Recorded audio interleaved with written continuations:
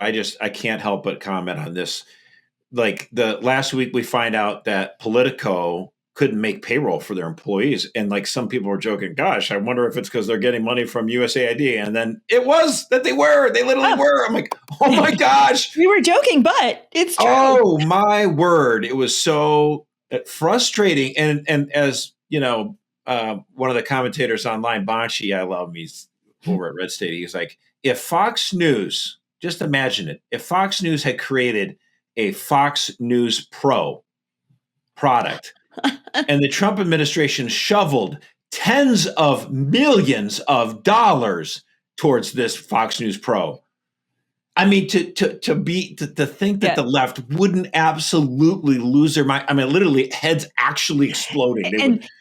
Would you think they would accept the explanation? So Politico comes out this week with a statement, and the CEO says, "Oh, but Politico, our reporting, is a separate website from Politico Pro. So clearly, there's no." And they're just subscriptions. People are just, they're just subscriptions. They're $10,000 subscriptions. I mean, that's half of my taxes for the year. I think we were pointing that out earlier before the show. Absolutely insane. Unbelievable. So these guys are so full of crap. Yeah. I mean, obviously, the whole point of it is just you feather the nests of your friends. That's what it's, as you said, it is money laundering at the highest levels. Mm-hmm. And, do you expect Politico to be writing articles in support of limited government when they're getting millions of dollars from the big bloated bureaucracy? Probably not. And the other argument from the left right now, and this is coming from leftist Catholics as well, unfortunately, they're saying, "Oh, well, USAID, it's less than 1% of the budget. Why are we so obsessed? Just leave it alone. This is the wrong, you guys are such morons." That's not the point here. The point is, one, USAID is just the first of many. I mean, Doge is going to keep going. We're going to uncover more crap. It's going to all be exposed. And that's why they're rattling the cage so hard. I mean, if the federal government had decided that we're going to spend, $8 million building a large, statue of Ronald Reagan in California, the left would be like, "This is a waste of money." But it's only like just a tiny amount of money. Who cares? No, I mean, obviously these guys are so full of crap. I mean, it's almost like they're lying. It's almost like they're lying.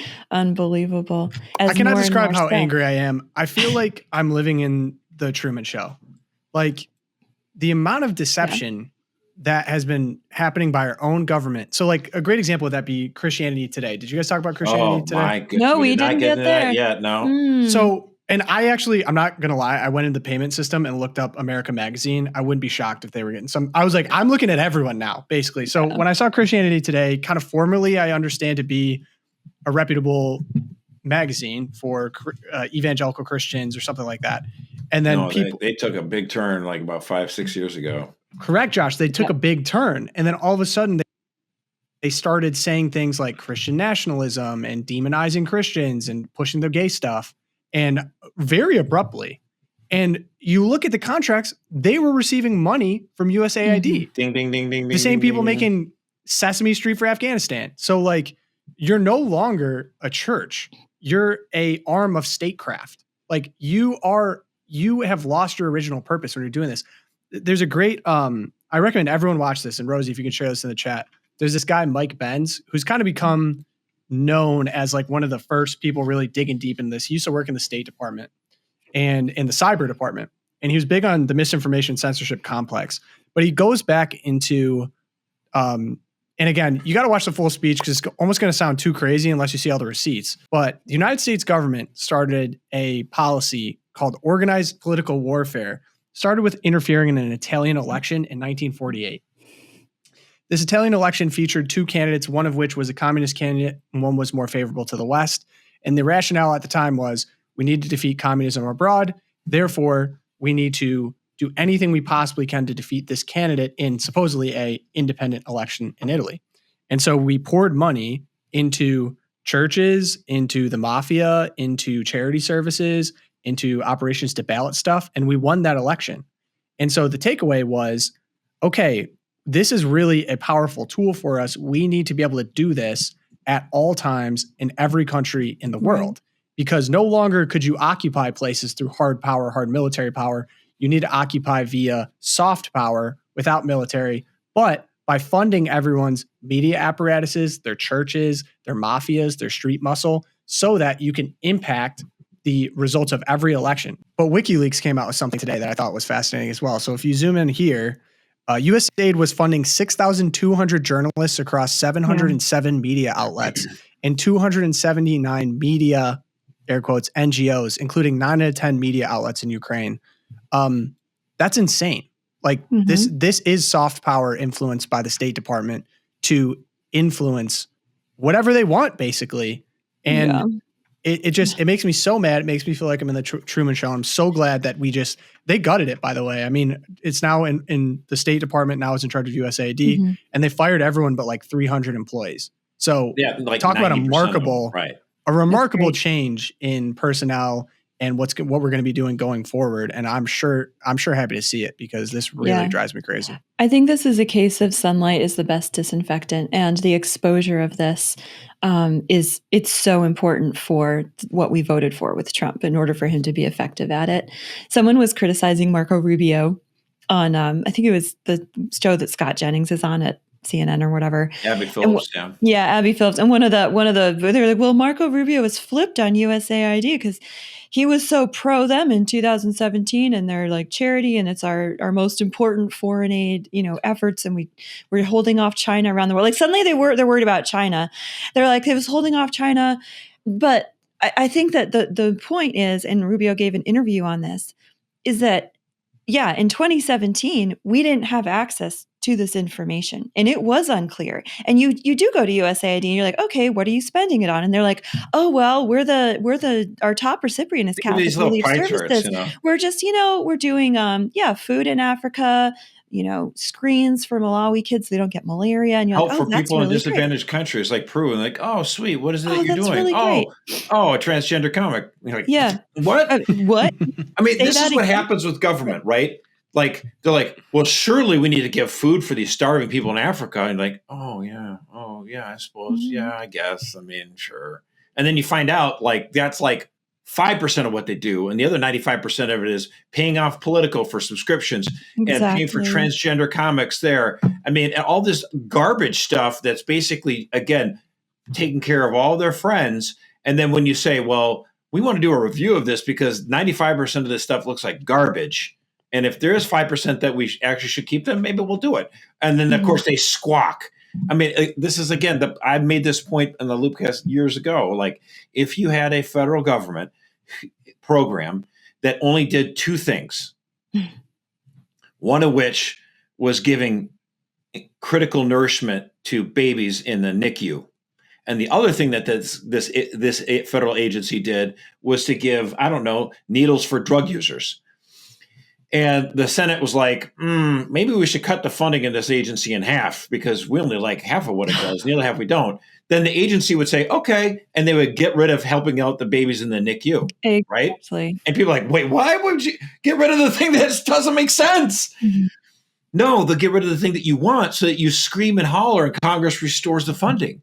Right. It's not like they're going to get rid of the bad stuff. So they only get rid of the good stuff. That's like why when we had the government shutdown under Obama, he pays people in the National Park Service to put things around the monument so people can't access it. That cost money. Like, you actually had to pay people to cut people off from the Washington Monument. It's a flipping monument. You can walk up and down the Lincoln Memorial. But these people are evil. Sorry, Erica, what were you going to say? Well, no, I was just going to say, I think that's exactly the response. So Catholic Relief Services, speaking of trivia that I did not know, the top recipient of funds from USAID is Catholic Relief Services. So they've been getting about half of their $1.5 billion budget came from USAID. And of course, the National Catholic Reporter, National Communist Reporter, as Josh likes to say, was totally like up in arms about this morning. And of course, the argument is, oh my goodness, babies are going to die. They didn't have to do it this way, blah, blah, blah. And like, yes, they do good things, but there is so much dross and there's so much ideology. Wouldn't it be better to cut it off and to rebuild from the bottom up, mission oriented, and not dependent on government for all of this? Can you clarify some of the controversial things that Catholic Relief Services is known for? Yeah. So there have been questions in the past if they are funding things like contraception and even clinics that provide abortions overseas. These are alleged controversies, and it's unclear whether or not they're doing that. I But think the biggest concern from my perspective about Catholic charities is that, relief services. we have Relief this, services. sorry, Catholic Relief Services. I mean, there's both Catholic Charities and Catholic Relief Services, both of these agencies, right? And they, is it the Catholic Relief Services is the one that primarily oversees, and Catholic Charities is domestic? Is that what the distinction is? I'm not sure. Yeah, I mean, my biggest problem with, for example, Catholic Charities here in the United States is that we had under 4 years of Biden rampant illegal immigration, a wide open border. And Catholic Charities is like, well, we have to help these people, take care of them. And the federal government's like, we'll provide you money if you do. And my only concern, my major concern with this is that we are facilitating this illegal movement of people all throughout Latin America and through Mexico. And who does it enrich? Does it help people in the United States? No. It suppresses wages for lower and middle class workers. Does it help the migrants? Not really, no, because a lot of them were sexually abused. They're put into sexual or work slavery in the United States. And who is enriched by it?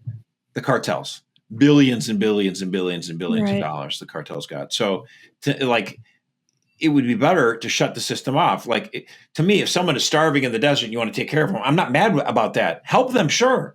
But the thing is, the system is broken, and it's good that Donald Trump has shut off the border and we're not doing this anymore. And you would think Catholics of all people would be like, thank God. I will say, I truly believe that more is going to come out about USAID or AID. And I think that all the things that felt like weird, inorganic, strange are going to be tied back to that money. Like a great example, I'm waiting for the connection to Black Lives Matter or the George Floyd riots. Like those made no sense to me. Antifa, a lot of that going on. I'm sure that there was somehow money being funneled there. All of the LGBTQ activism, the corporate equality index, things like that. I'm sure that's going to be funneled somehow back to USAID. And so I'm glad that it's being shut off now. I'm curious what we're going to get exposed even further on investigation. Just so people understand, like, we are not saying every last nickel is a problem. I mean, I'd like to joke that it's like 99% of USAID projects make the other 1% look bad. There is that element of it. But my friend, Andrew Walther, the late Andrew Walther, taken from us way too soon, he was with the Knights of Columbus, and he actually was able to get actual good funding out of USAID to help Christians who are ravaged by the war in Iraq. And that was, honestly, we as a country had a responsibility to do that precisely because our stupid foreign policy on Iraq, I was mistaken on that too. So I'm not going to try to pretend like I was holier than thou from day one. We screwed up that entire country. We set it on fire, let radicals run that country rampant, millions of Christians displaced. And Andrew Walther and the Knights of Columbus were able to work with USAID and get some good funding to help people who are completely displaced. I never felt more proud of like foreign aid dollars on that. So I'm not like 1,000% religiously against any foreign aid money at all. But I do think to myself, when it comes to foreign aid, everything has to be scrutinized.